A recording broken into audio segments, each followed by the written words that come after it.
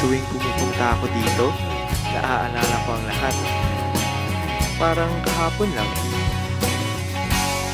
Kamukha mo si Paluma.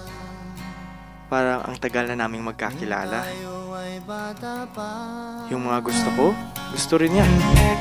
Tapos, biglang Hawakan ating kamay at walang kamalay-malay na tinuruan mo ang puso ko na umibig na tunay. at kahit hindi rin naging kami sa uli, okay lang.